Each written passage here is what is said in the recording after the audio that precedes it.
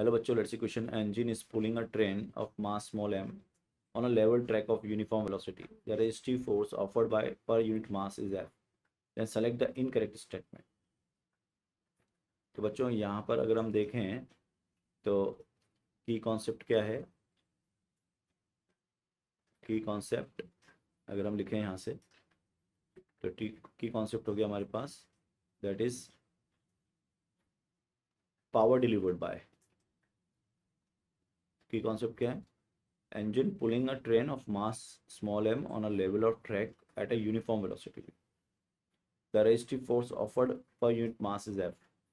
तो बच्चों अगर अपन देखें तो की कॉन्सेप्ट हो गया हमारे पास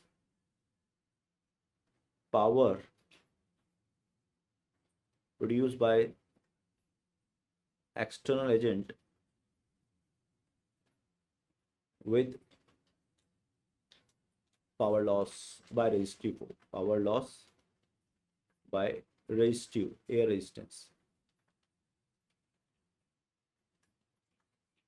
This is the basic concept we can assume. Now हो क्या रहा है, ये आपकी ट्रेन मान लेते हैं अपन, ये ट्रेन चल रही है किसी वेलोसिटी v से. ठीक है, तो किसी वेलोसिटी v से ट्रेन चल रही है और ये जो इंजन है इसको फोर्स प्रोवाइड कर रहा है F, और यहाँ पर एयर फ्रिक्शन है जिसकी वजह से रेजिस्टिव फोर्स यानी फ्रिक्शन फोर्स हम मान लेते हैं स्मॉल f.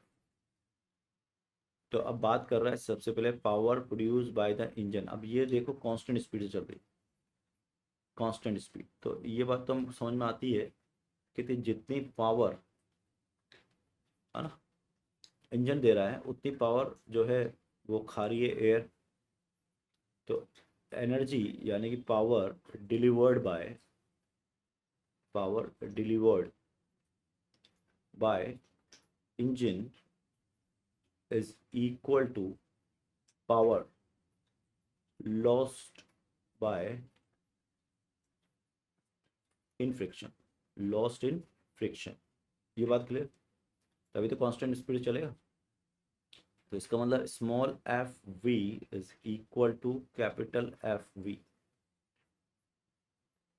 ये तो ये हो गया पावर ऑफ इंजन और ये हो गया लॉस. तो power of engine is equal to nothing but, अब ये पर यूनिट मास है, आपको जो एफ दे रखा है वो पर यूनिट मास है, तो एम मास का कितना हो गया एम एफ वी. तो this is the power of engine. तो फर्स्ट ऑप्शन करेक्ट है आपका.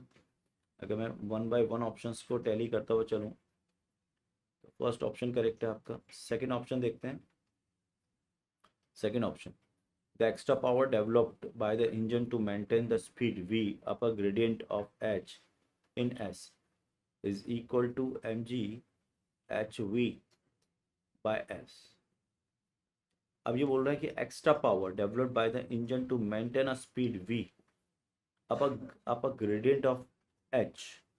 अब यहाँ पर हमको h क्या दिया है? h कांस्टेंट दे दिया है, ये हाइट दे दी है आपको. ठीक है, और s क्या है यहाँ पे? h in s is. तो बच्चों ये हम जानते हैं कि जो ग्रेविटेशनल फोर्स है वो mg डाउनवर्ड्स लग रहा है, और अगर ये ग्रेविटेशनल फोर्स है mg डाउनवर्ड्स है तो जो एडिशनल, क्योंकि अगर हम उसको उठाते हैं speed v up a gradient of h in s is equal to what, तो mgh वर्क हो जाएगा इसका. ठीक है, और इसकी स्पीड कितनी है v, और पर यूनिट s की बात कर रहे हैं तो ये भी आपका ट्रू हो गया. थर्ड क्या है? जब friction force exerting on a train is mf on the level track. देखो the resistive force offered by the per unit if f resistive force offered by per unit mass f. तो mf हो जाएगा इसका. सही कह रहा है ये भी. This is also the mf. तो none of this is the final answer. तो इस क्वेश्चन का आंसर हम करेंगे. Final answer of the question is 4, none of the above, and I hope you understood it. All the best.